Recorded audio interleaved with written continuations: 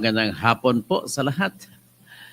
Ito po si Dr. Engineer Toto Bunyog Kausing at ito po ang ating pagsisiwalat ng katotohanan sa ating pagpatuloy sa ating programa sa hangad na mas maraming mga Pilipino makakalam kung anong totoo at mas maraming Pilipino makakalam kung anong mga opinyon, kung anong tamang mga interpretasyon ay mas maganda para maganda ang kanilang desisyon sa darating na eleksyon sa May 12, 2025 at sa iba pang mga halalan na darating.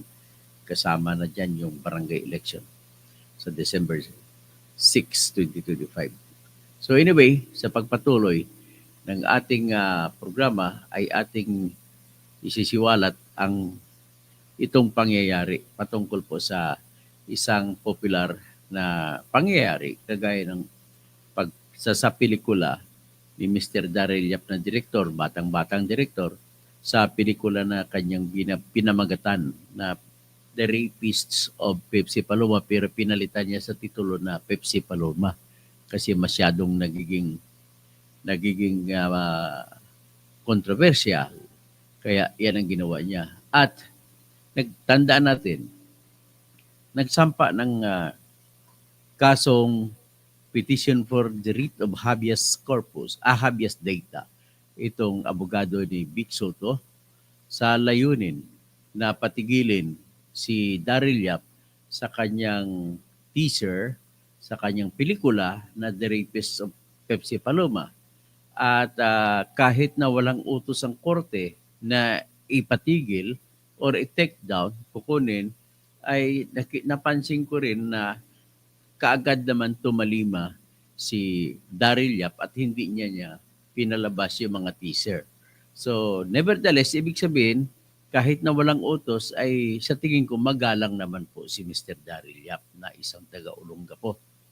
At sabi nga niya, at ganyan niya ginawa yung pelikulang ito kasi kababayan niya si Pepsi Paloma doon sa Olongapo. Although Bisaya o Dueñas ang apelido kasi ang pangalan ni Delia Dueñas Smith. Ang nanay niya ay taga Samar, pero ang tatay nito ay isang Amerikano na si Kenneth Smith.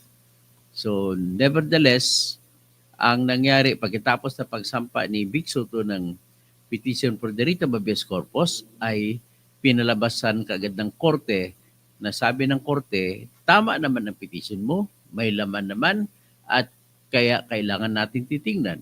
At para sa pagtitingnan, sinasabi ng korte agad, let the writ of habeas data be issue. So, ganoon. Ang problema to sa mga abogado ni Vic Soto, hindi ko alam kung nag-aaral ito. In-interpret kagad nila, misleading kagad sila. Sinabi nila sa mga interview sa kanila na yun daw ay isang utos na ng korte na pinagbabawal na po daw kuno sa publiko yung pag-share ng teaser.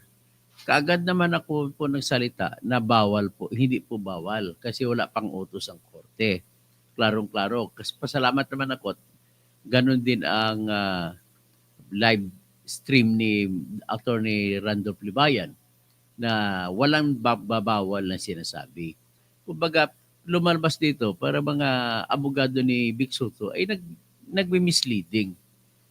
Kung ako tanongin nyo, kung ako yung si Judge Lisa Akyatan, ay ipapaliwanagin ko sila kung bakit hindi ko sila isa-cite in contempt sa pagbibigay ng maling opinion sa publiko. Okay? So, anyway, that is water under the bridge now. Ang importante po, nangyari din, bago ko pala ipagpatuloy, tatawagin ko muna total mga ating mga nakapanood at nais ko pakilala sa sarili ko ulit. No? Ako si Toto Bunyog Kausing, doktor ng jurisprudence at ako po ay engineer din, lisensyado at ako ay binibigyan ng lisensya ng Supreme Court ng pag-abogado dahil napasa ko bar exam. Ayaw ko lang sabihin pero humbly aside, medyo mataas naman ang bar exam rating ko. So, kaya nga lang, natanggalan din ako ng lisensya dahil po sa aking paghangad na makasuhan ng plunder ang isang congressman namin sa amin sa South Cotabato na si Congressman dati Dinan Hernandez. Ang kanyang marami akong solid pong evidence ko, pero despite na solid ang evidence, ay tinanggalan ako ng lisensya ng Supreme Court sa reklamo ng kanyang kasama na kinasuhan ko rin. At ang issue doon ay totoo ba o nagsinungaling ako nang sinabi ko na yung kasama niya si Jacqueline A. Lau ay chairman ng Bids and Awards Committee. Chairman naman talaga siya. Ang problema lamang dito, yung IBP Commissioner na taga Batangas na nagdesisyon sa investigasyon ay sinabi niya nagsinungaling ako kahit hindi ako sinungaling. Kaya kinasuhan ko rin siya ng disbarment. Kaya nga lang ay naparusahan ako ng Supreme Court at pero ang dahilan ay dahil sa pinost ko sa Facebook. Okay? So ngayon, hindi pwedeng sabihin ako yung nagsisinungaling sapagkat alam naman ng IBP Commissioner na nagsampa ako pagkatapos ko na na-expose sa Facebook noong January 19, 2019 ay sinampa ko rin ito sa Office of the Ombudsman noong January 31, 2019. At kung bakit naisampa ko ay para mabigyan ng impormasyon ang mga tao patungkol sa mga napakahalagang pangyayari. Corruption po ay public interest. Interest po ng lahat ng mga, kaya I beg to disagree with the Supreme Court. Yan po ay hindi lamang pangkorte. Kaya darating ang araw na i-recognize ng Supreme Court ang karapatan ng lahat ng mamamayan na malalaman ang lahat ng mga korupsyon na nangyayari sa bansa. So it's not actually, ang isa pang issue ko rito is sinasabi ng Supreme Court, dahil daw abogado ako, ay dapat alam ko na ang mga kaso ay dapat sinasampa. Tsaka hindi daw yung limitasyon kasi in-invoke kong depensa na ako po ay journalist din na naging editor sa People's Tonight ng 15 years, ay sabi niya hindi daw yun, iba daw yung press freedom. So with your respect, I am still insisting that the Constitution is saying that it is including all laws ng sinabi ng Constitution sa Section 4, Article 3, Bill of Rights. No law shall be passed abridging the freedom of expression, of speech, and of the press, nor the exercise the peaceable assembly, to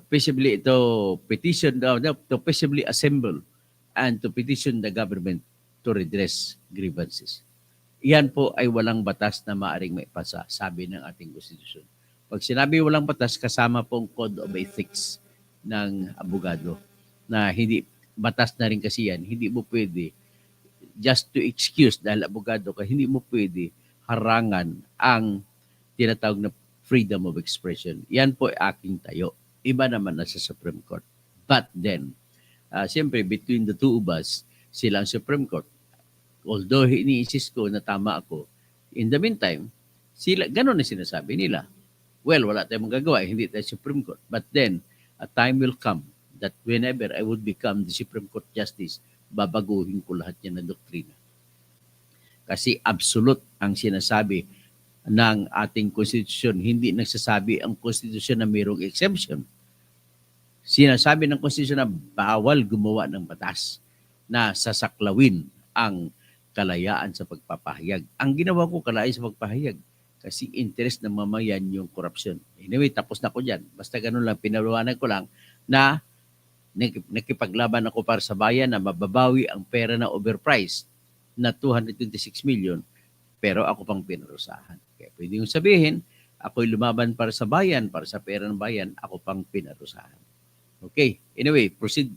Ang ating pong pag-usapan ay patungkol po sa kaso ni Vic Soto at saka ni Daryl Yap. Sinabi ko kanina na binasura ng RTC, Muntinlupa, ang hiling ni Vic Soto na busalan, natanggalin ang mga pinalabas ni Daryl Yap kagaya ng teaser. Pero sinabi ng Supreme Court, ng RTC, hindi niya pinayagan.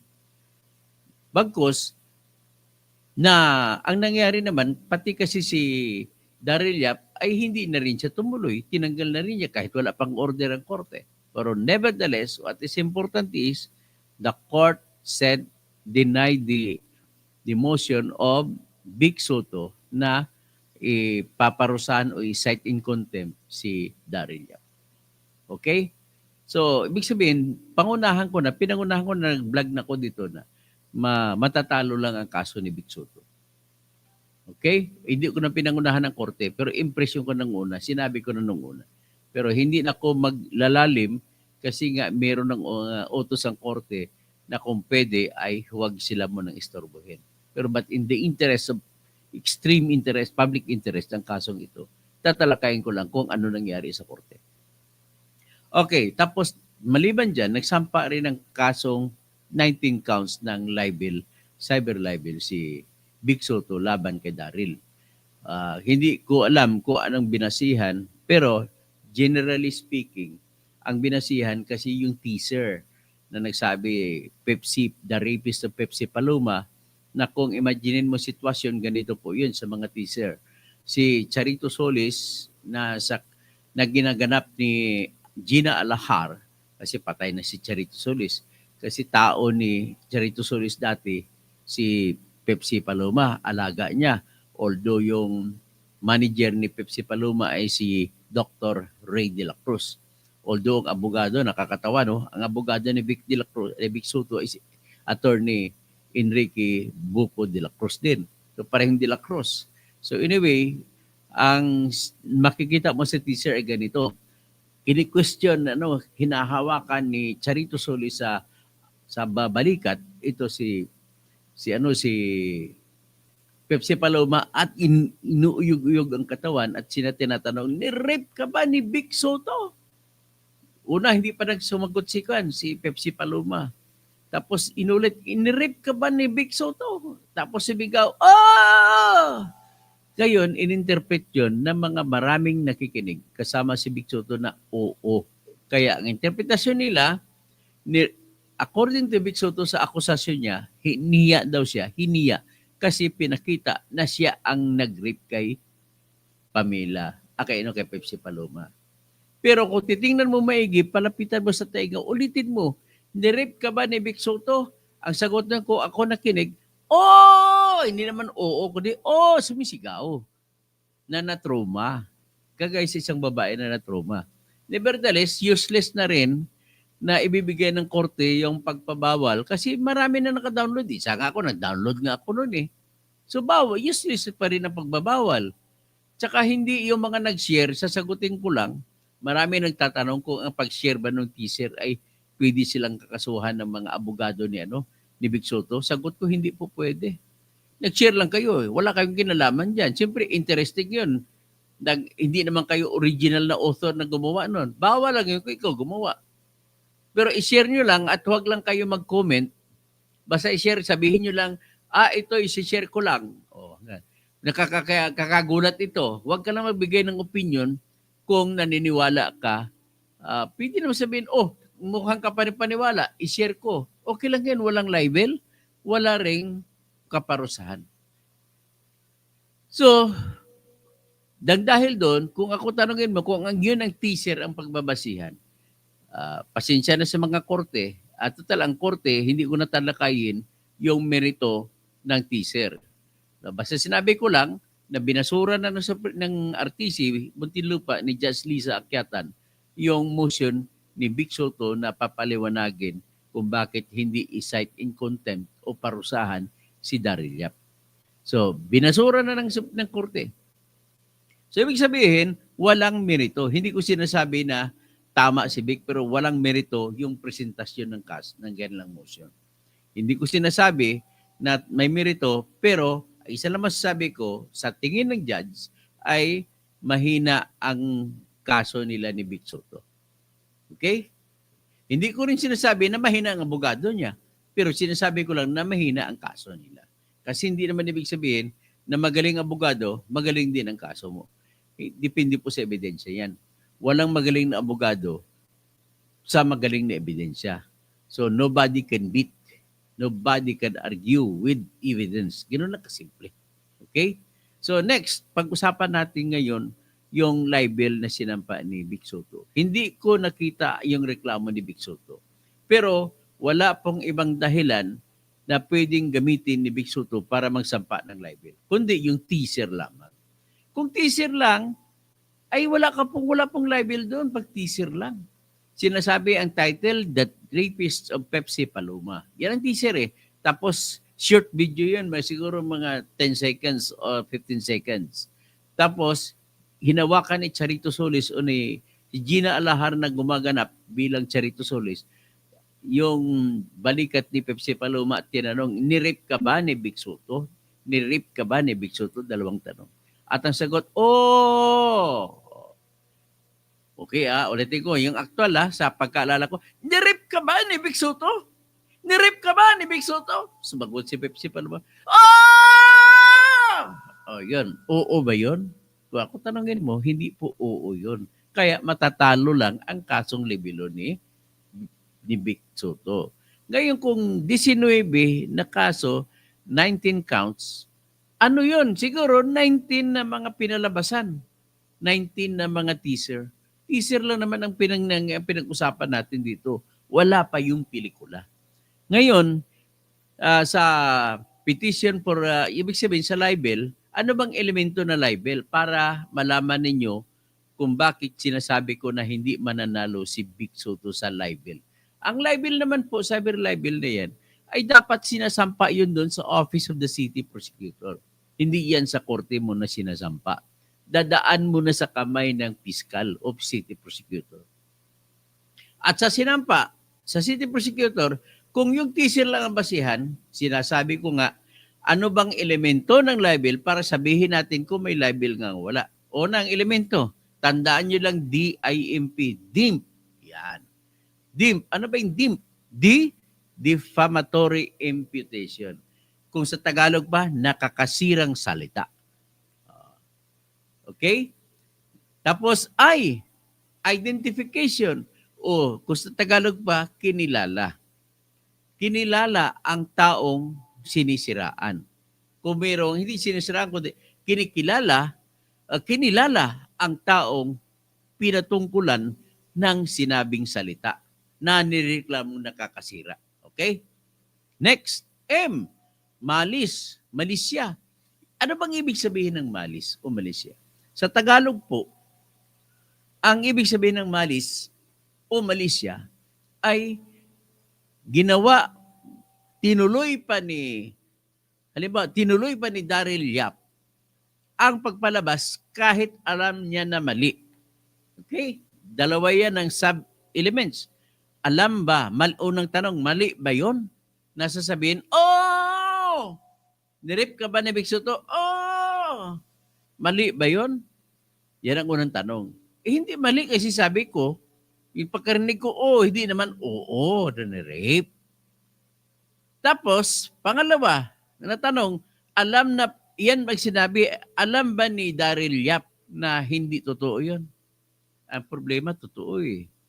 May mga ebidensya siya na iyan ang sinabi ni Pepsi Paloma base sa mga dokumento na sinampa nung araw. Inakusahan niya si Vic Soto na si Vic Soto ang humalik sa kanya bago siya hinalay.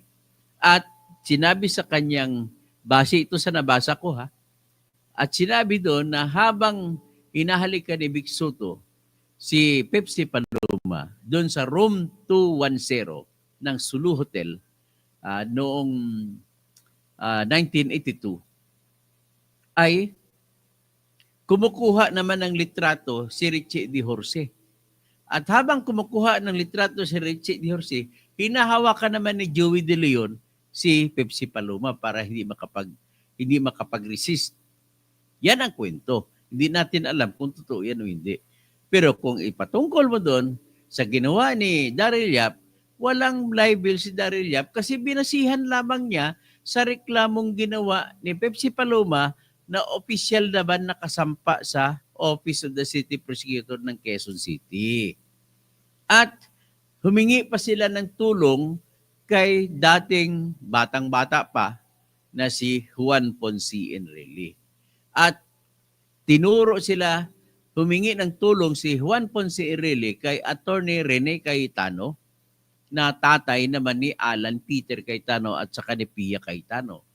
at papasok na sana maging abogado si Attorney Rene Cayetano at bigla naman nagsumite si Tito Soto ng affidavit of desistance na wini-withdraw, binabawi na ni Pepsi Paloma ang reklamo. Kaya hindi natuloy. Pero may kwento dito. Ibig sabihin, pag ganun hanggang doon, ang tanong, totoo ba ang, kahit sabihin natin, oo yung sagot ni Pepsi Paloma. So, ang tanong, sabihin natin, talagang, ang tanong na lang kung totoo ba yun o hindi. Ang sagot yan, totoo. Totoo na nangyayari na inakusahan ni Pepsi Paloma si Vic Soto na nang-rape sa kanya. Nasa papel nga eh. Winidraw nga lang. So, ibig sabihin, hindi na bahalaga kung winidraw o hindi. Basta importante, binasihan ni Daryl Yap ay yung papel. Diba? Ibang usapin naman yan kung totoo yung akusasyon ni Pepsi Paloma. Kasi ulitin natin para maklaro sa inyong pag-analisa.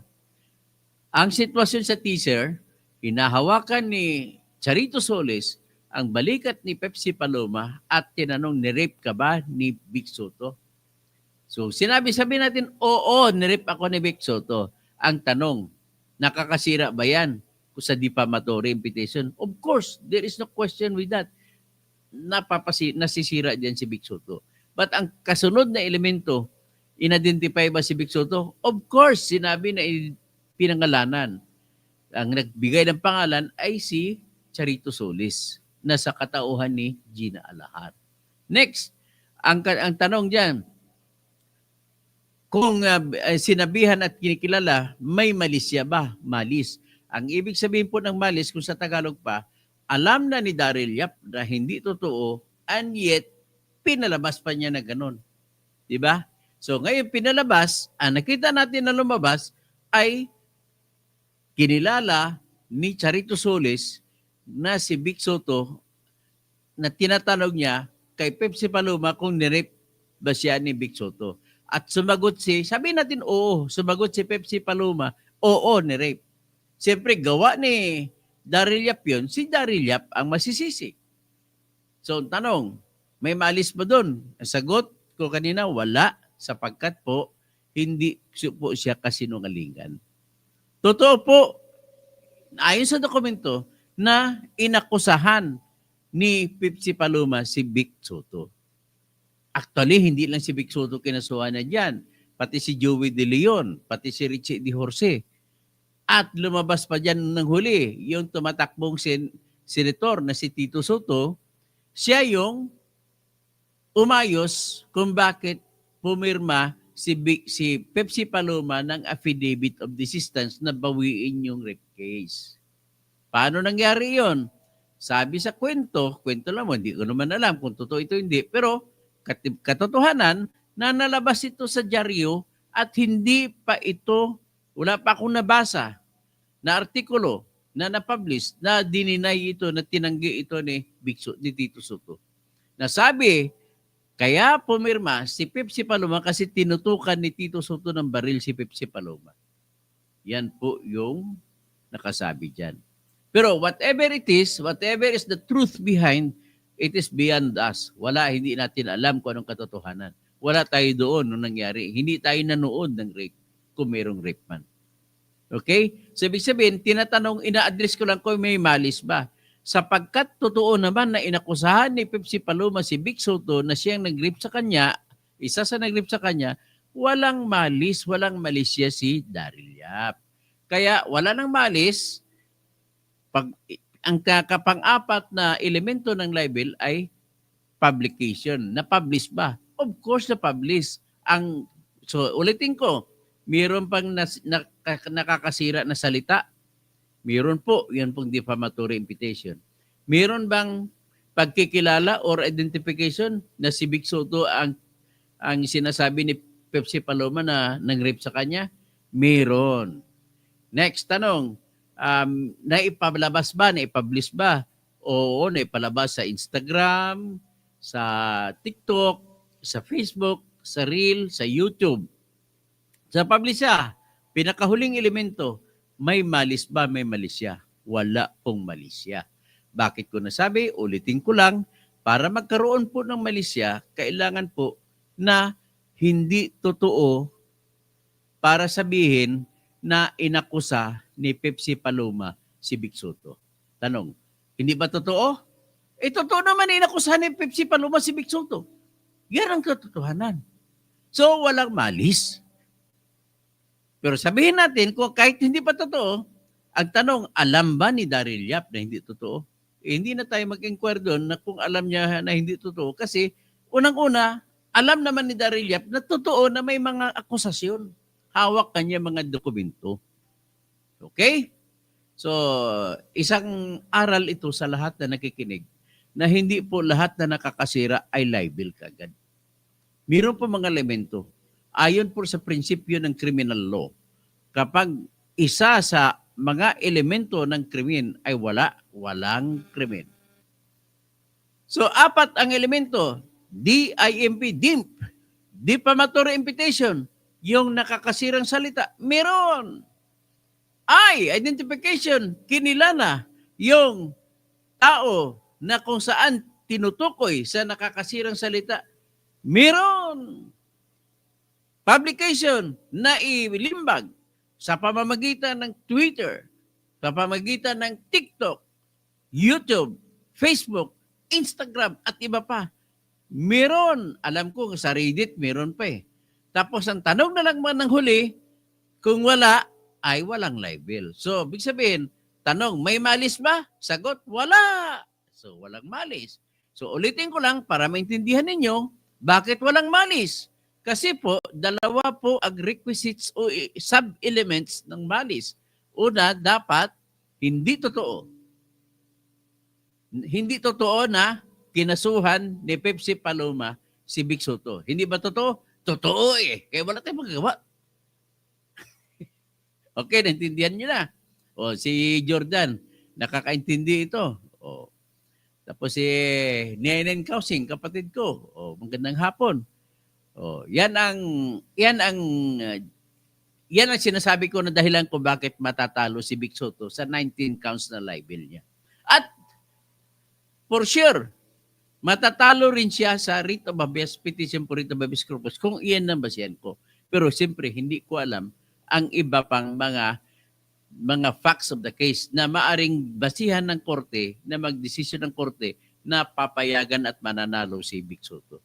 Pero kung yan lang ang pagbabasihan, yung teaser lamang, ay wala, talo na po. Ganun na po kasimple. Sabi naman ni Gets, ni Silent Scream, Gets ko na, Sam, may malis sa panahon na yun, pero ngayon si Daryl, wala pong malis si Daryl Yap. Kung may malis man dyan, maaring si Pepsi Paloma. Kung hindi totoo na ni-rape, si Pepsi Paloma ang may malis. Pero dahil totoo naman ang pangyayari na may papel, walang balis kay Daryl Yap. Okay? Naintindihan nyo na? So ganun lang po pag-intindi niya na huwag na kayo magkampi-kampi ka dahil kakampi kay Vic Soto ay sinasabi nyo na hindi na ka maniwala sa akin. Ito po'y katotohanan. Bahala kayo kung maniwala kayo sa akin o hindi. Pero iyan po'y katotohanan. Okay? So ngayon tatalakayin naman natin yung motion naman ni Daryl Yap laban kay Vic Soto. At binasura din ng korte. Ipapaliwanag ko kung bakit. Sabi nagtanong si Atris natin para maintindihan ninyo, isagutin ko isa-isa yung mga salita, yung mga tanong nyo rito, mga comment. Unahin ko si PO102 Prairie. Paano ho kung implied na rapist si Vic dahil sa title at teaser? Hindi po, sinabi ko na nga kahit implied pa yan, kahit hindi na implied, kahit harap-harapan sinabi, wala rin hong malis. Kasi binasa lang yan, may basihan, may kopya ng records ng dokumento ayon kay Daryl Yap. At naniwala naman ako. Kasi mag-search ka sa Facebook, sa Google, nakukuha ko rin eh. Mga akusa, totoo na nag-akusa si Pepsi Paloma na ni-rape siya ni Vic Soto, ni Joey De Leon at ni Richie De Jose. Okay? Yan lang po. So, ibig sabihin, wala pong malis talaga. O, naintindihan niyo na ba ako?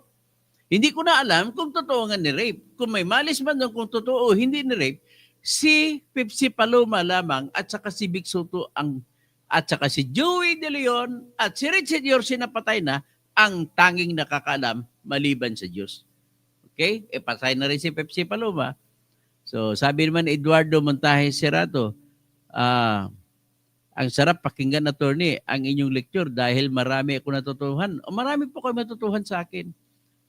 Sam, wait na lang kung matatalo nga, hindi ka naman ang judge. Okay, hindi po ako judge. Pero sinasabi ko lang sa inyo para magkaroon kayo ng ideya. Ngayon, ang limitasyon ko lang po, hanggang doon lang sa teaser, ha? Baka naman may iba pang nilabas, ibang usapin yun.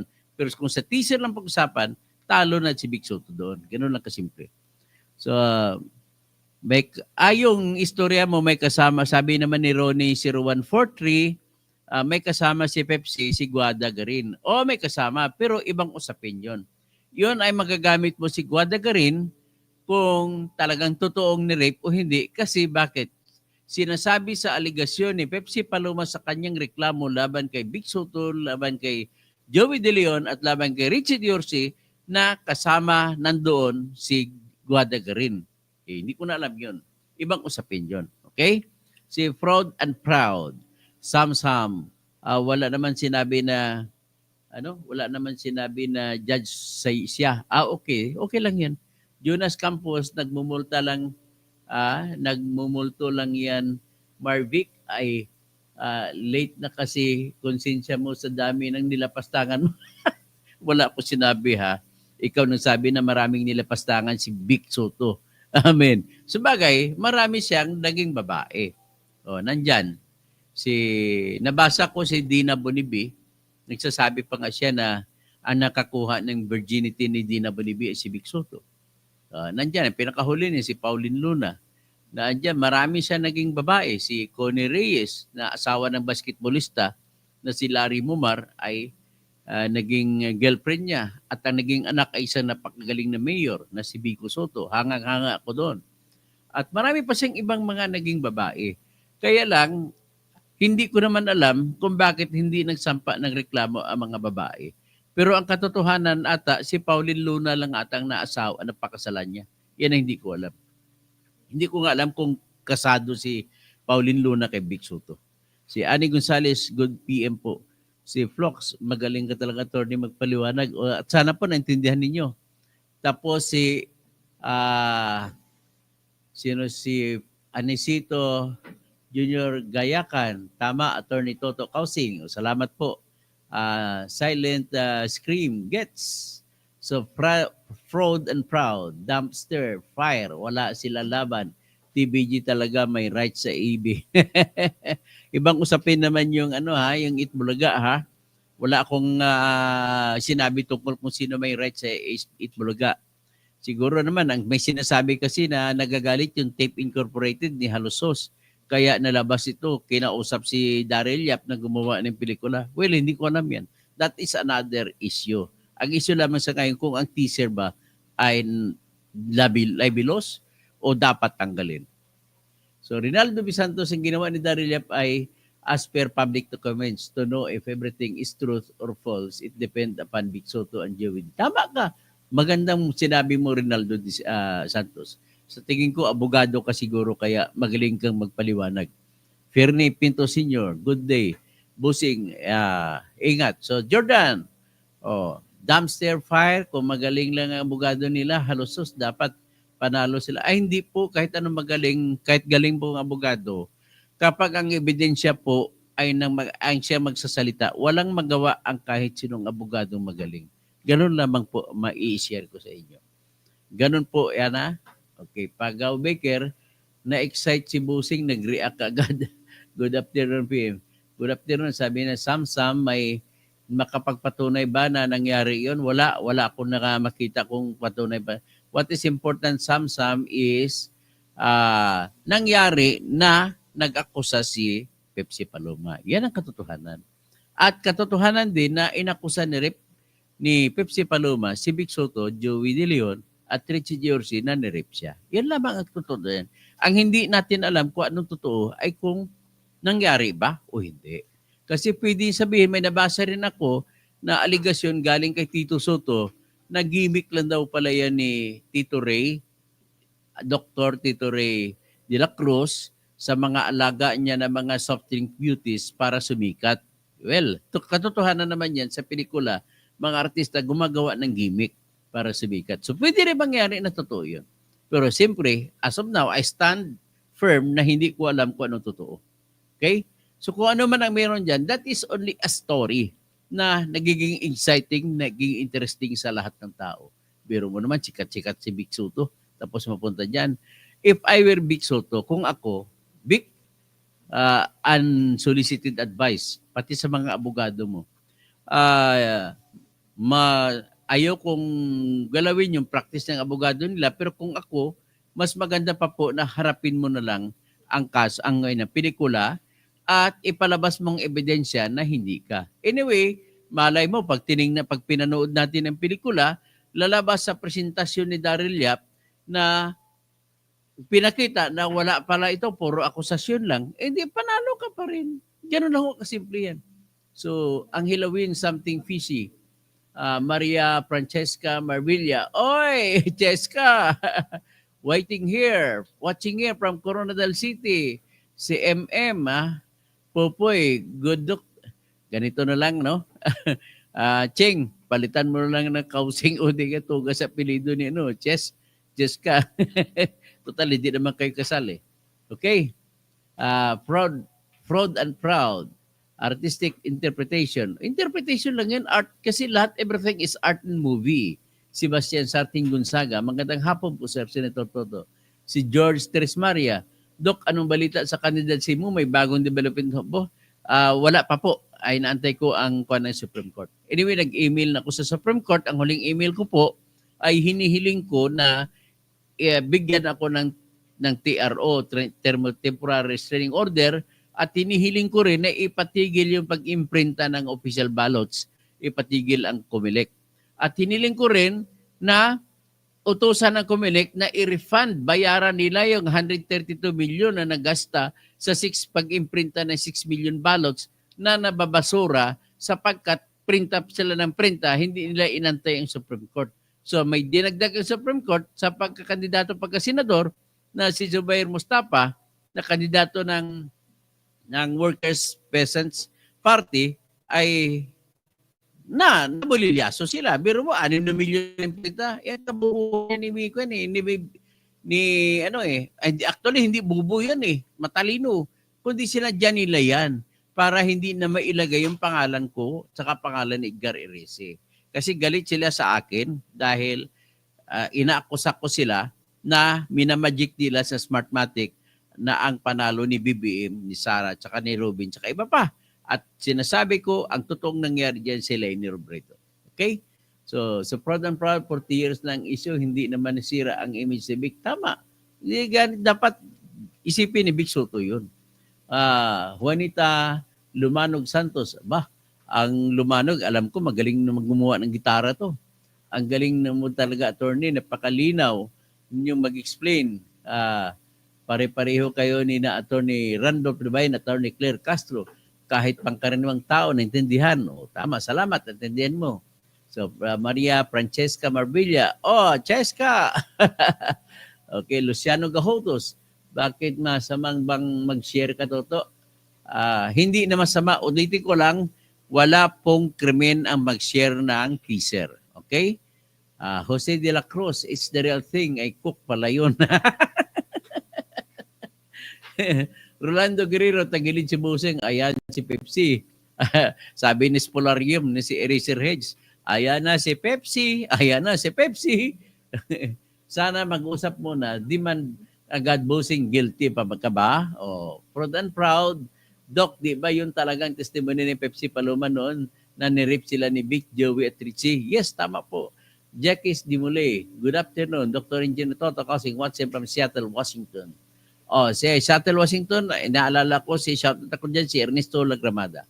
Si Junet, si Hineng, Marianita Junet, Catalunya Kausing, Mark Palsis, Socaldito, tapos si Angela Win, palakasan na ngayon, ang tama ay minamali, kung mali ay tinatama, nasaan na ang hustisya, palakasan daw. I hope Yan, mabubuting abogado ay hindi padala sa pera at palakasan. Okay. Jose Abonete, Atty. Causing, good afternoon. Napaka-husay at batas napapaganda ng paliwanag nyo sa batas, kaya maraming natutunan ang mga Pilipino sa inyo. Ingat po kayo lagi. Blessed and good health. Mabuhay kayo ng 120 years. Wow, ang haba. Dan Dante Losande, nako, sana sa iyo nangyari ginawa kay Vic. Walang problema sa akin yan. Bilang abogado, alam ko lahat po. Ang gagawin lamang ni Vic Soto yan, kung ako si Vic Soto, sige, wala, ginagalan ko po yung pelikula ni Mr. Daryl Yap. Pero siyempre, naniniwala naman ako, nalalabas din yan. Kung gano'n, ilabas ko kung anong katotohanan na inakusahan lang ako yan. Pero hindi naman totoo. Kaya ilabas niya ang katibayan kung anong totoo. Ibig sabihin, Dante Losande, ang puntos ko lang dito, huwag kang umiyak, huwag kang magpakamatay nang dahil may umaakusa sa iyo. Kundi, ang pinakatama mong gawin ay ilabas mo ang ebidensya mo. Okay? Hindi lang sapat ang pagtanggi. Ilabas mo ang ebidensya mo. So, wait ka namin, mag-isi. Joel Gabo, good afternoon, Dr. Toto. Tuloy ba takbo natin, Senator? Antin natin ang Supreme Court. Mayroon Mary Ann Yolanda Olanda Hernais, magandang tanghali po, Doktor. Sino pa? Sabi naman ni Juanito Lumanog Santos, attorney, yan ang butas ng batas na anti-privacy law, nagiging camouflage at kanlungan ng mga kriminal. Dapat tanggalin ang right to privacy law. Ginagamit ng mga kagaya niyan, yung mga tumanggap ng pera sa AKAP, hindi natin malaman kung totoo yung nakatanggap sa AKAP o hindi, kung totoong tao, kasi sinasabi nila, ay may data privacy law. Oy, tumanggap kayo ng pera kaya wala kayong katwiran, wala kayong karapatan para sabihin na itago ang pangalan nyo kung sino nakatanggap ng AKAP, tsaka AX at tsaka MAIP. Okay? Ginawa, ang alam ko lang ay iniimbento lang nila mga pangalan, mga katanggap, pero hindi ito totoo. Okay? Oh. So ngayon, si Juanito Lumanog Santos, Attorney Causing, kumusta na po kandidacy nyo? Iyon, sinabi ko, inantay ko lang ang utos ng Supreme Court. Mario Santos, good morning po, Kabunyog. Wonder Mike, sabi ni Attorney Buko, 19 counts daw ang nag-share. Yun pala, 19 counts ang nag-share, 19 shares. Wala, mababagsak yan. Anong klaseng pasensya na, Miss Attorney Buko, ha? You must study well your case before filing a case. You must know that there is no libel in sharing the teaser. Nakadesisyon na po yan sa kaso na dinesisyonan ni Justice Abad. Si Justice Abad nagdesisyon. Ang sinabi niya, walang libel kung share lang. Okay? Isa po ako sa petitioner sa Supreme Court na para labanan ang cyber libel crime. So, walang klarong-klaro na sinasabi na walang libel o walang papanagutan ang mga taong nag-share lamang at nag-comment. Basta kay hindi lang panibagong comment, walang problema. Okay? Ang tawag dyan, original author. Basta hindi ka lang original author. So, Hisotewi, Tito Itbulaga, Jelly Robles, good afternoon, engineer, watching from Singapore. Ay, gusto ko makabalik sa Singapore, manood. Pupunta ako sa Sentosa. Pupunta rin ako sa, ano pa mang ibang mas ganda puntahan, yung Universal na pelikula niya ko niya, magandang puntahan dyan. Magpa-picture ulit ako. Wala naman atang sinabing bawal ang share. Yung attorney ni Vic, gusto lang nila, kaya nagpunta sila sa court. June Kabimbin, good PM, Dr. Kaboy, Toto Causing, tuloy lang po ang laban. Altair, tulungan natin ang mga ganitong klase ng vlogger. Maraming salamat po. Salamat po. Dada, sa totoo lang, pag-asa ng bayan. Katuto, pag-asa ng bayan. Salamat po. Rosie, hello Dr. Toto. Wonder Mike, Jerica Lonstedt, getting exciting. Hating gabi dito. Wow, hating gabi pala dyan sa Germany. Okay? So, sino pang iba? Si Silent Scream. Nabasa ko na to. Sino pang iba? Si Ronnie, Jonas Campus, nagmumulto lang yan, no? Okay, nabasa ko na yan. Flax, magaling ka talaga. Ani Gonzales, Ranger Valdemoro, maayong hapon, Senator Toto. Sana makasama ang pangalan mo. Salamat po. Mountain B12, bakit ba nagkaso si Vic Soto kay Daryl Yap? Dapat hindi na. kung ako naging abogado ni Vic Soto, i-discourage ko siya, huwag ka na pumasok. Zelia Lorenzana, very clear and loud an explanation ni Doc Toto Kausing. This will enlighten all of us. So, salamat po. Tapos si Rogelio Kaka Tapado sa Los Angeles, California. Si Trump against W sa against war. Madisbarba si Digong. Hindi ko alam pero narinig ko na, nabasa ko na may kaso labang kay Digong. Okay, titingnan ko. Magko-comment po ako dyan sa susunod. Romel Odsig, tama po kayo. Joanna Lauyan. Dok, ano po bang sinasabing inabsulto ni Tito Sen nung nasa Senado yung tungkol sa... Ang ginawa po ni Tito Sen ay pinatanggal niya sa Inquirer yung nakalabas na istorya na sinulat naman at pinablis ni Attorney Rodil Rodes, isang magaling na abogado na nandoon sa Amerika nagpa-practice. Pinatanggal niya, kaya mali din naman ang Inquirer doon. Bakit tinanggal ng Inquirer? So mali din si Tito Soto doon. Kaya bibirahin dapat si Tito Soto doon sa pagtanggal niya, sa pangingialam niya sa freedom of expression. At tandaan ninyo, si Tito Soto pa po ang author ng cyber libel na batas na paparusahan ang mga nag-express sa internet. Kaya wag nyo nang iboto yan si Tito Soto. He is a big disgrace to our country. So si Salgado, good PM. Tapos Jonas Campos, Dr. Kasi, saludo ako sa iyo mga paliwanag, kaya dapat kasama ka sa paglingkod ng bayan. Maynard Salviejo, o sige ni Pepsi Paloma ang buong angkan, pati na ang mga susunod. Tama po yan, kasi kung ako sa kanila, face the music, harapin na lahat, kaso, di ba? Danilo Thailand, good afternoon, Dr. Trump. Anyway, pagdating sa kaso, maaring itong daan, magbukas ang kaso, kasi po, ini-expect naman, tinatanggap naman ang hamon ni Daryl Yap na magkaso, buksan uli ang kaso. So, Bani Ugnop, at kung buksan, magkaroon ng pagkakataon si Vic Soto na ipapaliwanag at ipakita mga ebidensya na hindi siya nag-rape. Di ba? Yan lamang po, simple. Kaya Joey De Leon, you got to listen to me. Kung pamilya ni Rick Sidiorse, Tito Soto, you got to listen to me. There is no best gift of God or of life to a man if he is cleared of his conscience, cleared by the official trial. It is only trial that can give you that medicine of clearing your mind, that medicine of justice. If only your names will be cleared by reason of trial, that is the only time that you can say that you won. At kailangan ang trial ay talagang open, transparent, at walang hukus-pukus ng ginawa ang judge o ang piskal. Hindi kagaya sa kaso ni Jinggoy Estrada sa Plunder na inariglo niya kaya sa naabsuelto. Ganon din ang nangyari kay Bong Revilla, inariglo niya kaya inabsuelto sa ni Judge ni Justice Geraldine Faith Econg. Geraldine Faith Econg, I will never sleep until I file a case against you. Tapos ganon din kay Enrile. Kaya walang closure ka makikita sa tatlong kasong ito.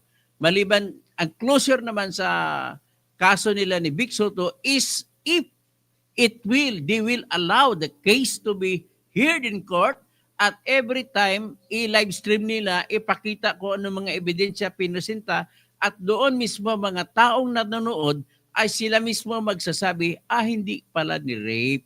Kasama lang pala yun sa gimmick ni Tito Ray de la Cruz. Okay? Ganun lang ho aking advice dyan. So, Winston Hype. So, keep the good work, Fanyero. Ay, salamat po, Winston Hype.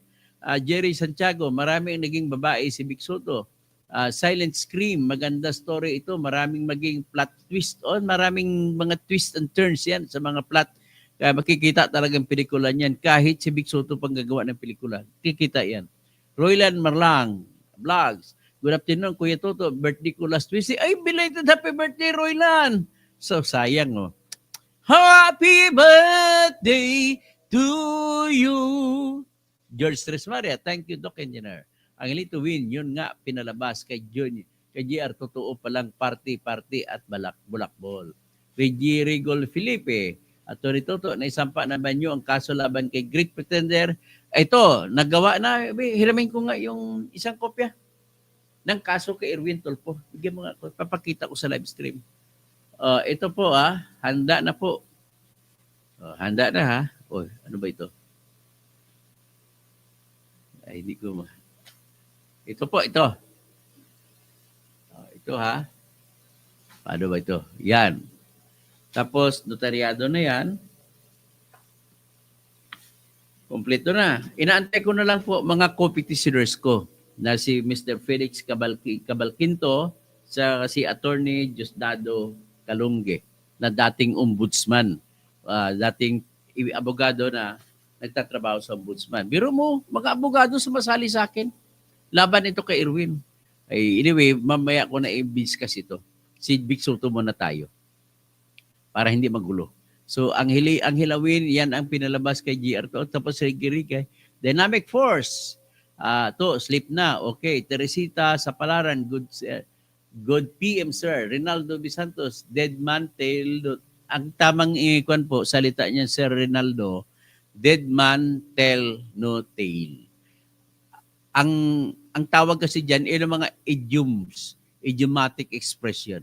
Sa mga idiomatic expression po, nais ko malaman ninyo sa batas ng English grammar, pag idiomatic expression, exempt yan sa grammar. Kaya nga step on the brake. Ibig sabihin step on the brake, tatapakan mo preno para tumigil. O di step on the gas. Tatapakan mo ang gas para bumilis ang takbo. Yan ang mga idiomatic expression. Kagaya nito, dead man tell no tale. Yan ang correct statement. Huwag mo sabihin dead man tells no tale. Bakit hindi natin sabihin present na may S? Kasi po, una, idiomatic expression yan, iyon ang kasanayan ng mga tao nung araw ng salita. Sinunod, kinupyan na lang natin ang henerasyon. Henerasyon por henerasyon. Pagkatapos, ang salita ay hindi naman, ang patay hindi na kapagsalita, kaya treated siya as plural in form, hindi singular in form. So, dead man tell no tale. Yan. I'm not a lawyer cause I didn't take bar exam. Ganun ba? Dapat you have to take the bar exam kung gusto nyo. Hindi naman ito. Gagawa lang po ako ng coaching, ha? Kasi ayaw kong sabihin, pero magbubukas pa ako ng masterclass coaching sa mga magte-take ng bar exam. Kung gusto lang ninyo. In-invite ko, libre yun. Wala kayong obligasyon doon. Magbibigay lang ko ng tip kung paano kayo kukuha ng bar exam, paano kayo sasagot sa bawat question. At siguro naman, sa pagbibigay ko ng tip kung paano sumagot, may bibigyan kayo ng tinatag na very crisp argument para kung paano sumagot. Siyempre, yan ang mga style ko pagsagot ng araw, kaya one time lang, mataas pang grado ko. So anyway, tapos bintahan, o tama, panyero system, kaya naging panyero. Bakit ako, saan ba nang galing salitang panyero? Ay, nako. Sige, ano ko, bata ka pa, freelancer, paralegal ako for almost 43 years of my life. Okay, walang problema po. Matured na ako na nangyari ang Pepsi Paloma. Ay, ganun ba? Bata pa kasi ako nung araw eh. Kilala ako lahat. Wow, may kabarangay mo si Richard Yorsi. Walking distance namin, wow, ganda naman. Siguro maganda ka interviewin kung ano mga patungkol dito. Siguro i-invite kita, no? I-invite kita, hanapin ko pangalan mo sa Facebook at i-invite kita at mag-live stream tayo pare-pareho. Eduardo Montaje Sirato. Attorney, kilala mo ba si General Cesar Causing na taga Bantayan Island? Cebu, actually hindi ko sa na-meet, gusto ko sa may meet. Nandoon pa siya ngayon sa Australia, nag-work. Okay. So hanapin ko yung Cesar kasi may Cesar, Tito Rico rin, si Cesar Causing. Actually, ang buong pangalan, Bel Cesar Causing. At siya po ay tatay ni Belflor Causing na colonel na kaklase sa PMA ni Bato de la Rosa. Dynamic Force, upaw, sleep na. Galit na talaga sa akin si Dynamic Force. Ang ibig sabihin po ng upaw, kalbo. Wala naman ako problema kahit kalbo ako, di ba? Kalbo, gwapo rin. Ay, Dr. Causing, modesty aside, po, na-deposit ko na po inyong PMA. Ay, salamat. Nagdagdag. So, pwede na naming ma-file. Di inantay lang namin yung verification at SPA ni Attorney Diosdado Calungue at saka ni Mr. Felix B. Cabalquinto para may papile. Para tatlo kami. Salamat po sa inyo kay sino ba yung nagpadala sa PayPal ko? Si Dynamic Force. Ito si Joy DLR. Salamat po sa from Vancouver. Salamat po sa Canada pala ito. So, dumpster fire, don't be judgmental bossing, reviews ka kaagad. So, Felipe Iscreza, good evening, Regal Felipe, Dr. Toto, kasama ba si Charo, si Nene Bacali? Hindi ko alam kung sino ang abogado ni Nene Bacali sa Leyte. Dapat mag-file sila, Portiero. Regine Ford, magandang hapon. Attorney Kausing, mabuhay po kayo. So, Carl Maxshort, kung ano ang totoong nangyari, pwede rin naman gawin ni Vic. Tama. Pwede rin sila gagawa ng pelikula na kung anong totoong nangyari. The real story. Pepsi Paloma, The Real Story, starring Vic Soto. Di ba? Maganda, di ba? At pwede rin gumawa kaya ng libro. Magandang gawin ng libro to. George Tres Maria, itong data privacy law ay ginagawa ng proteksyon. No? Di pa po ba complete in 20K? Di pa po complete. May kulang pa. Jose Merlito Sabilio, Sir Toto, kasi dapat babalik na ang lisensya mo sa pagka-abogado. Maraming humingi ng tulong sa iyo. Lalo. Sa totoo, nagtutulong tayo bilang paralegal, makakatulong tayo. Idris tayo, tuloy ang laban ko katoto. For Senator, okay. Eddie Cayetano, good day, Idol. Antonio Bensosiso, mabuhay. YZY, ZZ, SZ, good afternoon. Joe Aquino, magandang hapon po from Bakersfield, California. Okay Joe Salazar, kung sa teaser lang ang masyan, matatalo talaga si Vic, not to mention the fact na minor pa noon si Pepsi na mangyari. Tama ka. Manuelito Villatuya, Attorney Toto Kausing, magandang umaga po sa inyo. Ano po ang number nyo at inyong bangko para mabigay? Okay. Dito, ibibigay ko na dito po sa ibaba. Yan po. Mamili ka na lang dyan. Ayan ang number ko po, Joy Salazar. Manuelito Villatuya, Attorney Toto Kausing, magandang umaga sa inyo. Ayun ang number na binigay ko pala. Evangeline Cardinal, good PM, Engineer Toto Kausing. Dati po ako lang ang nanonood sa iyo. Ngayon, buong angkan ko napanood sa inyo. Salamat naman. Ang galing daw po yung magpaliwanag. Maraming salamat po. Dada. At saka iniimbita kong sinong gusto mag-take ng barik sa mas gusto ko tutulungan yung mga repeaters. Magkukotsing lang ako. Siyempre, magaling din ako mag-lecture. Bert Gill, yes sir, sana nga, Dr. Tony gising kay Toto Kausing, magkaroon ng kaso para malaman ang katotohanan, magkaroon ng closure. Tama ka, dapat ganoon. Dumpster fire. Si Atty. Buko may sinasabi, pang-habeas data, magandang pakinggan, pero hindi naman nila maintindihan, bukong-buko na si Atty. Ang ibig po sabihin ng habeas data, ipatigil lamang ang mga detalye. Okay? Dada, Ederestain, good luck. Johnny Tangko, saludo pa ko sa iyo, Attorney. Roylan Marlang, thank you, Kuya Toto. Fountain B12, ang ganda sana ang Senado pag nanalo kayo, Katoto. Magiging Alam Miriam Santiago tayo doon pag nandun ako. Dada, yun, kakasuhan na si Erwin Torpo, go na. Romel Bingson, good afternoon po, Dr. Engineer Toto Kausing. Gaming ng galing ng lecture nyo po. Sarap pag makinig, natututo mga followers nyo. Racket, good afternoon. Roylan Marlang, Kuya Toto, if ever pala magpadala ako by February sa bank account mo po. Salamat po. Adolfo Sumalinog, nasa high school pa ako noon. Malinaw pa sa akin ang mga balita na yan. Halos taon-taon na pag-usapan yan hanggang ngayon. Tinanong nga ako ng aking mga anak na mahilig din sa music. Yung Spolarium, Eraser Jesus Spolarium. May malikot talagang utak nito si Ikan. Sino ba yung nag-compose sa Spolarium? Nakalimutan ko. Regail Felipe.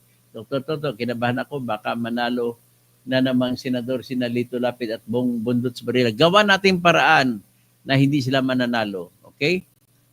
Eduardo Montajes Sirato, kalbo ka, attorney, pero bright, hindi tulad ni Lito. Erwin Revilla, may buhok pero walang utak. Sa Ilonggo o sa Cebuano na salita, may buhok pero walay utok. Eltair, pag na-disbar po ba, wala ng chance mabalik ulit sa license? May chance pa rin. Don't you worry. Hope springs eternal. Don't you worry. Ang pag-asa ay laging nandyan habang may buhay. Ayaw nga sa kanta. Habang may buhay, sa'yo ibibigay. Di ba? Sabi ko na. Tapos dadada, lulusot na ba yung kaso? Si Rapin Evangelista, good afternoon po, Engineer Toto. Tapos Delphine Cubaco, watching from Anaheim, California. Phil Bon, inaasahan kung isang senatorial candidate na iboboto ng aming pamilya. Salamat po. Liz, hello Engineer Toto. Wonder Mike, basta lahing Ilonggo, gwapuhon, kag maalam. Salamat kid. Reggie Rigol, Lorna Makawili, watching po. Wonder Mike. Okay, hanggang dyan lang at magandang hapon. Big Soto, Unibert, magandang hapon. Charito Paras, magandang hapon. Dyan sa Angeles City, Mayap, agat panapon sa mga kabalen ko. Naimbag nga, ano ba, nangamalim sa mga kapsat ko. Saan na ba yung aking kudigo?